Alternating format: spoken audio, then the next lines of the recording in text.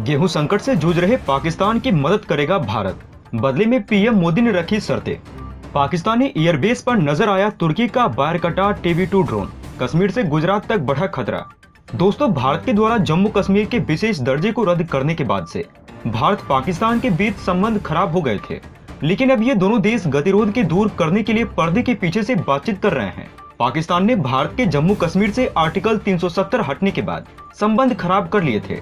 हालांकि अब पाकिस्तान में गेहूं के संकट को दूर करने में पड़ोसी देश को मदद करने की इच्छा भी जताई है, लेकिन भारत इसके लिए पाकिस्तान से इसकी एक खास कीमत वसूलना चाहता है।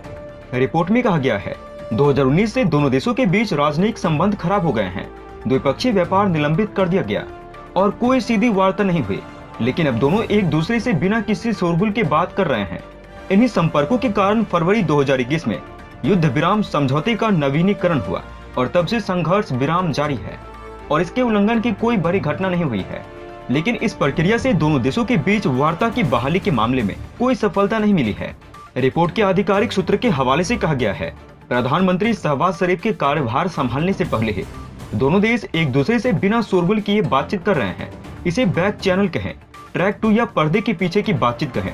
मैं केवल इस बात की पुष्टि कर सकता हूं कि दोनों देशों के प्रासंगिक लोग एक दूसरे के संपर्क में हैं। हालांकि सूत्र के मुताबिक उसके पास इन संपर्कों का कोई सटीक विवरण नहीं है। रिपोर्ट के मुताबिक भारत फिर से बात करने को इच्छुक है, लेकिन उसका रवैया कड़ा ही है। भारत कश्मीर मुद्दे पर कोई छूट देने के मूड में नहीं है। वहीं पाकिस्तान में गठबंधन सरकार के एक वरिष्ठ सदस्य ने कहा, हमारी नीति स्पष्ट है, हम भारत सहित सभी से जुड़ना चाहते हैं।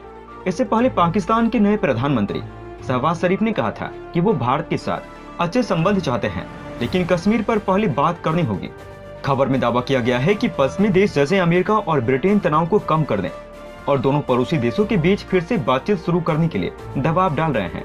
इसके साथ ही दिल्ली सरकार पाकिस्तान में गेहूं की कमी पूरी करने के लिए तैयार है। पाकिस्तान फिलहाल रूस से 20 लाख टन गेहूं आयात करने की बात कर रहा है। भारत गेहूं के शीर्ष उत्पादक देश में है, वहीं पाकिस्तान में गेहूं की कमी है। पाकिस्तान में गेहूं के पैदावार में 2% की गिरावट की उम्मीद है। राजनीतिक संकट से जूझ रहे इस देश में गेहूं की कीमत लगातार बढ़ती जा रही है। पाकिस्तान इस सीजन अपनी घरेलू कमी को पूरा करने के लिए 40 लाख मीट्रिक टन गेहूं आयात करने की योजना बना रहा है। कम परिवहन और अन्य रसद शुल्कों को देखते हुए पाकिस्तान कम कीमत पर भारत से गेहूं का आयात कर सकता है, लेकिन भारत की शर्त है कि पाकिस्तान कश्मीर मुद्दे को भूलकर कोई बात करे। हालांकि विशेषज्ञों का मानना है पाकिस्तान में राजनीतिक अनिश्चितता और दोनों पक्षों की ओर से बातचीत को फिर से शुरू करने के लिए कड़ी शर्तों को देखते हुए तत्काल सफलता की संभावना कम है। फिर भी पाकिस्तान की मौजूद आर्थिक समस्याओं को देखते हुए लगता है ये देश कश्मीर मुद्दे पर चुपचाप आंखें मूंद लेगा और कम कीमत गेहूं खरीद के मुल्क में संकट को दूर करने की दिशा में काम करेगा। दोस्तों, भारत के खिलाफ जंग की तैयारी में जुटा पाकिस्तान लगातार अपनी सैन्य ताकत को बढ़ा रहा है। पाकिस्तान के इस काम में सबसे ज्यादा मदद उसका दूसरा सदाबहार दोस्त तुर्की कर रहा है। हाल में ही एक पाकिस्तानी एयरफोर्स बेस की सैटेलाइट तस्वीर में तुर्की से खरीदा गया बायरकटार TB2 ड्रोन नजर आया है। इस ड्रोन के नजदीक ही इसका कंट्रोल और कमांड सेंटर भी दिखाई दे रहा है। जिस लोकेशन पर इस ड्रोन को देखा गया है, वहां से उड़ान भरने के बाद ये आसानी से कश्मीर और पंजाब सीमा पर गश्त लगा सकता है। इंटेलिजेंस ने सैटेलाइट तस्वीर का विश्लेषण कर बताया, ये ड्रोन पाकिस्तानी वायुसेना की मुरीद बेस पर देखा गया। PF मुरीद बेस पाकिस्तानी पंजाब के चकवाल जिले में स्थित है। मुरीद एयरबेस से अमृतसर की दूरी 243 किलोमीटर और श्रीनगर 228 किलोमीटर है। ऐसे में ये ड्रोन आसानी से भारतीय सीमा के आसपास की गतिविधियों पर नजर रख सकता है। तुर्की के इसी बायरकटार TB2 ड्रोन ने यूक्रेन युद्ध में रूसी सेना को कई गहरे जख्म दिए हैं।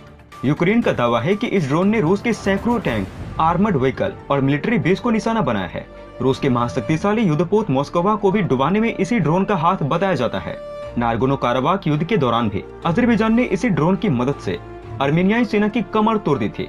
ऐसे में पाकिस्तान के पास इस ड्रोन की मौजूदगी भारत के लिए खतरे की बात हो सकती है। तुर्की के बायरकटार TB2 ड्रोन को बायकर डिफेंस नाम की कंपनी बनाती है। इस कंपनी को तुर्की के राष्ट्रपति के दामाद सेल्कुक बायरकटार चलाते हैं। तुर्की का बायरकटार TB2 ड्रोन हल्के हथियार से लैस है। इसमें 4 लेजर गाइडेड मिसाइल लगाई जाती है। इस ड्रोन को रेडियो गाइडेड होने के कारण 320 किलोमीटर की रेंज में ऑपरेट किया जाता है। बायरकटार TB2 ड्रोन 130 किलोमीटर प्रति घंटे से लेकर 222 किलोमीटर प्रति घंटे तक की स्पीड से उड़ान भर सकता है। इतना ही नहीं, ये ड्रोन कुल 700 किलोग्राम तक के भार के साथ उड़ सकता है। इस ड्रोन की पंखों की चौड़ाई 12 मीटर और लंबाई 6.5 मीटर है, जबकि जमीन से ऊंचाई 2.2 मीटर है। बारकटा TB2 ड्रोन समुद्र की सतह से 18,000 से 25,000 फीट की ऊंचाई पर उड़ान भरने में सक्षम है। दोस्तों, यूक्रेन युद्ध को लंबा खिंचता देख रूसी सेना ने हंट टू किल मिशन को लॉन्च कर दिया है। इस मिशन का मकसद यूक्रेन के शीर्ष नेता और अधिकारियों की हत्या करना है। इस मिशन में रूसी सेना के एलिट कमांड शामिल हैं, जो शहरी क्षेत्र में लड़ाई, घात लगाकर हमला करने और मेडिकल और बायोलॉजिकल वॉरफेयर में माहिर हैं। वहीं यूक्रेन ने खुफिया एजेंसियों से मिले इनपुट के बाद राजधानी कीव और आसपास के प्रमुख शहरों में सुरक्षा को बढ़ा दिया है। इतना ही नहीं, शहर में आने जाने वाले लोगों की सघन तलाशी की जा रही है। यूक्रेनी एजेंट सभी संदिग्ध लोगों की कड़ी निगरानी कर रहे हैं। यूक्रेन के एक पूर्वी शहर में रविवार को रूस और यूक्रेन के सैनिकों के बीच आमने सामने की लड़ाई हुई है। इस दौरान भारी बमबारी के साथ मॉस्को के सैनिकों ने क्षेत्र में रणनीतिक महत्व के स्थानों पर कब्जा करने का प्रयास किया। दोस्तों, यूक्रेन के साथ चल रहे युद्ध के बीच रूस ने अपनी सबसे खतरनाक हाइपरसोनिक क्रूज मिसाइल जिरकॉन को दाग दिया है। हालांकि ये इस मिसाइल का परीक्षण था, जिसे बेरेंट सागर में किया गया है। परमाणु हथियार ले जाने में सक्षम इस मिसाइल ने सफेद सागर में 1000 किलोमीटर से थोड़ी ज्यादा दूरी पर जो टारगेट मौजूद था उसको सटीकता से नष्ट कर दिया है। इस मिसाइल की गति ही इनकी सबसे बड़ी खासियत है। जिरकॉन हाइपरसोनिक क्रूज मिसाइल को 3M22 ट्रिस्कॉन भी बुलाते हैं। रूस के रक्षा मंत्रालय ने इस परीक्षण का वीडियो जारी किया है। इस मिसाइल को एक जंगी जहाज से दागा जा रहा है। ये तेजी से ऊपर जाते हुए आसमान में गायब हो जाती है। राष्ट्रपति व्लादिमीर पुतिन ने कहा, ये रूस की नई पीढ़ी की घातक मिसाइल है। हाइपरसोनिक मिसाइल आवाज की गति से 9 गुना ज्यादा गति में यात्रा करती है। जिरकॉन मिसाइल 1 सेकंड में 3 किलोमीटर की दूरी तय कर सकती है, यानी 1 घंटे में 11,000 किलोमीटर। रूस ने भी पिछले साल भी इस मिसाइल का जंगी जहाज और पनडुब्बियों से सफल परीक्षण किया था। रूस के इस घातक मिसाइल की गति इतनी ज्यादा है, इसे वर्तमान मिसाइल डिफेंस टेक्नोलॉजी इंटरसेप्ट भी नहीं कर पाएगी, यानी हवा में मारकर गिरा नहीं पाएगी। ये किसी भी रडार की पकड़ में नहीं आएगी। सिर्फ इतना ही नहीं, ये मिसाइल समुद्र के ऊपर कम ऊंचाई में उड़ते हुए दुश्मन और उसके अत्याधुनिक तकनीकों को धोखा देने में सक्षम है। दोस्तों, अंत में हम आपसे एक महत्वपूर्ण जानकारी साझा करने जा रहे हैं। नीचे डिस्क्रिप्शन में दिए गए लिंक पर जाकर आप इंडियन आर्मी मर्चेंडाइज खरीदकर सपोर्ट कीजिए और पूरे देश का हौसला बढ़ा दीजिए। जाने से पहले वीडियो को लाइक और शेयर करें तथा चैनल को सब्सक्राइब करना न भूलें। तब तक के लिए धन्यवाद। जय हिंद, जय भारत। अच्छा सुनो, चैनल को सब्सक्राइब करो, उसके बाद घंटी बजा देना ताकि अगली वीडियो आपसे मिस न हो पाए। Thank you.